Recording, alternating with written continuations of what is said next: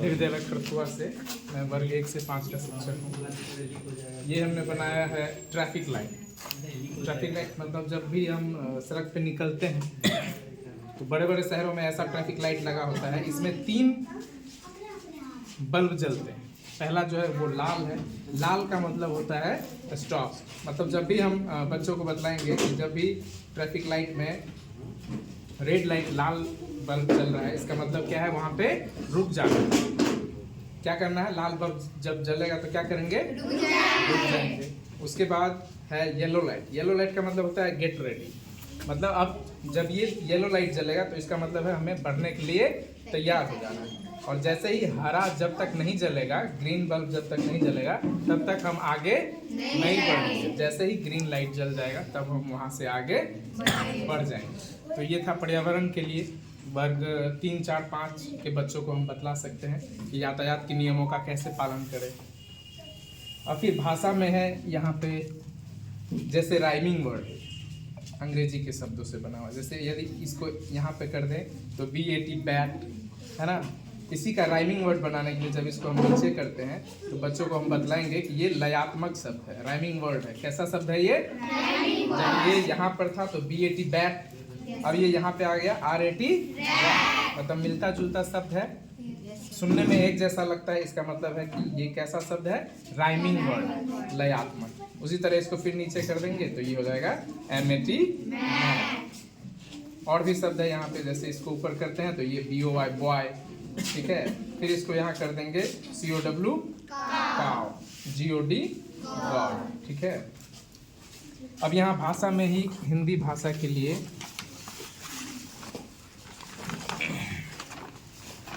4 से लेकर वर्ग 8 तक के बच्चों को हम विलोम शब्द जब बतलाएंगे तो इसका इस्तेमाल STLM का इस्तेमाल करके हम बता सकते हैं। जैसे बच्चों को बताएंगे लघु। लघु मतलब क्या होता है, छोटा। लघु मतलब छोटा। इसका विलोम बतलाने के लिए जब इसको हम पलटते हैं तो दीर्घ। दीर्घ मतलब बड़ा। उदय। उदय मतलब क्या होता है, सूरज का उदय होना, उगना। और इसका विलोम है अस्त। अस्त होना मतलब डूब जाना। आशा। आशा का विलोम शब्द यहाँ है क्या, निराशा। हानि। हानि का विलोम शब्द लाभ। आवश्यक का विलोम शब्द अनावश्यक। मान का विलोम शब्द अपमान। आदर का अनादर। जन्म का मृत्यु।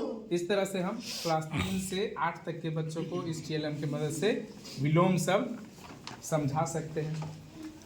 अब ये एक कंप्यूटर का नमूना है।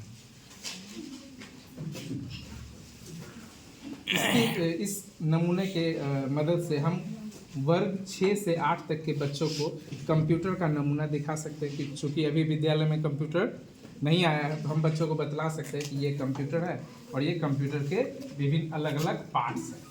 जैसे इंटेक्स का कंप्यूटर है जी, इंटेक्स का पुराना हो गया। जैसे बच्चों को ये दिखलाएंगे, पहले बच्चों को समझा देंगे ये क्या है, मॉनिटर है। कंप्यूटर का ये कौन सा हिस्सा है, मॉनिटर है। इससे हम आउटपुट देख सकते हैं, रिजल्ट वगैरह जो भी डिस्प्ले होता है उसको हम लोग आउटपुट कहते हैं, रिजल्ट कहते हैं। ये कंप्यूटर का मेन पार्ट्स है जिसको हम कंप्यूटर का ब्रेन बोलते हैं। ये क्या है, CPU है। कौन सा अंग है ये कंप्यूटर का, CPU। और ये जो है वायरलेस माउस है। कैसा माउस है ये, इसमें 3 बटन होते हैं, लेफ्ट क्लिक, राइट क्लिक और ये स्क्रॉल बार, ठीक है। और ये कीबोर्ड है जिसकी मदद से हम जो भी इनपुट डाटा कंप्यूटर को देते हैं वो कीबोर्ड की मदद से देते हैं। वो भी वायरलेस, ये भी वायरलेस है, इंटेक्स का है। और इसमें 104 बटन है जिसमें न्यूमेरिक की है, अल्फाबेटिकल की है और कुछ सिंबल भी बने हुए हैं। इसकी मदद से हम वर्ग 6, 7, 8 के बच्चों को कंप्यूटर का फंडामेंटल जानकारी दे सकते हैं। इसके आगे है सर विज्ञान का ये नमूना है। वर्ग 6, 7, 8 के बच्चों को मानव श्वसन तंत्र है। क्या है ये, मानव का हाँ, रेस्पिरेटरी सिस्टम इंग्लिश में बोलते हैं। इसमें ये दिखाया गया है नासा द्वार, मतलब ये नॉस्ट्रिल है, नाक का जो छेद होता है उसको नॉस्ट्रिल बोलते हैं, नासा द्वार बोलते हैं। इसकी मदद से हम लोग हवा अंदर में लेते हैं। ये विभिन्न अंगों से मिलकर बना हुआ है, जैसे मुख गुहा है, ग्रासनी है, ये दोनों हमारे फेफड़े हैं जिसको फुफ्फुस बोलते हैं, श्वास नली है, श्वसनी है और डायफ्राम है। तो इसकी मदद से हम वर्ग 6, 7, 8 के बच्चों को श्वसन नली, श्वसन तंत्र के बारे में, रेस्पिरेटरी सिस्टम के बारे में बतला सकते हैं। ये कुछ कलात्मक नमूने हैं जिनको हमारे बच्चों ने बनाया है। ये मिथिला पेंटिंग का नमूना है। ठीक है सर। अब ये जो है वर्ग 1 और 2 के लिए संख्याओं का झूला है। इसमें हम पहले बच्चों को वर्ग संख्या 1 से 9 तक लिखना पढ़ना बोलना सिखाएंगे। उसके बाद बच्चों से इसकी पहचान कराएंगे कि ऐसे करके बोलेंगे। बच्चे से पूछेंगे कि ये कितना लिख रहा है, कितना दिखा रहा है, ये कितना दिखा रहा है। फिर इसको घुमाते जाएंगे, फिर पूछेंगे क्या दिखा रहा है, ये 2। इस तरह से इस संख्याओं का ये जो झूला है, इसकी मदद से हम बच्चों में संख्याओं की जानकारी के बारे में उसके मानसिक और बौद्धिक स्तर का विकास करा सकते हैं। फिर इसके आगे है ये सर वाटर प्यूरिफिकेशन सिस्टम है। इसमें क्या होता है, जब हम गंदा पानी इसमें डालते हैं, अभी तो इसमें डालेंगे तो ये हम बह जाएगा। जब इसमें गंदा पानी डालते हैं तो ये जो पहला लेयर है ये चारकोल से बना हुआ है, कोयला से।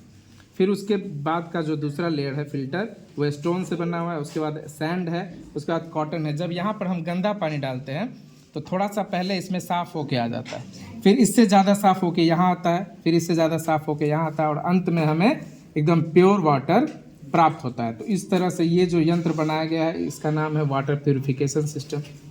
और ये जो दृश्य है, ये पर्यावरण का दृश्य है। पर्यावरण में प्राकृतिक और मानव निर्मित दोनों चित्रों को दर्शाया गया है। ये प्राकृतिक दृश्य है, पहाड़, झरने, और ये नदियाँ प्राकृतिक है, और ये जो है बिल्डिंग और भवन जो बना हुआ है वो मानव निर्मित है।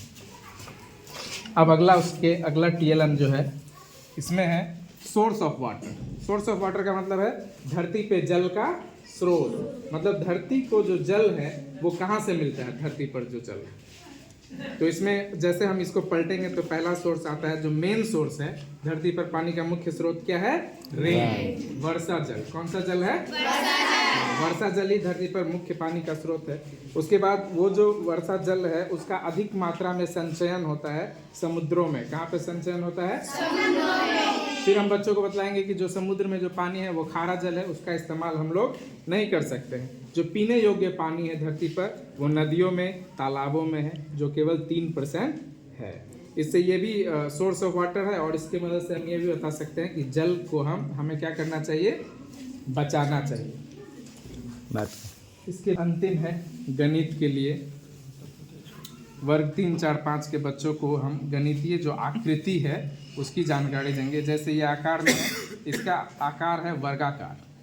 वर्गाकार है, इसको अंग्रेजी में बोलते हैं स्क्वायर। इसके सभी भुजाएं क्या होते हैं, वर्ग के बराबर होते हैं। इसका अंग्रेजी में नाम बतलाएंगे और उसी का हिंदी नाम वर्ग। अगला जो आकार है ट्रायंगल। ट्रायंगल कितने भुजाओं से बना होता है, 3 भुजाओं से। हिंदी में उसको बोलते हैं त्रिकोण या त्रिभुज। उसके बाद है रेक्टेंगल। रेक्टेंगल को हिंदी में बोलते हैं आयत। रेक्टेंगल को क्या बोलते हैं, आयत। इसके आमने सामने की भुजा बराबर होती है। उसके बाद है पेंटागोन। पेंटागोन मतलब पंचकोणीय आकृति या पंचभुज, है ना। इसमें 5 भुजाओं से बना होता है। उसके बाद है हेक्सागोन। हेक्सागोन का मतलब है षटभुज। षटभुज मतलब इसमें 6 भुजाएं होती हैं। उसके बाद है ये डायमंड। डायमंड मतलब ये त्रिविमीय आकृति होता है, हीरा की आकृति। तो यही TLM हमारे विद्यालय मध्य विद्यालय खरथुआ द्वारा प्रस्तुत किया गया है। धन्यवाद।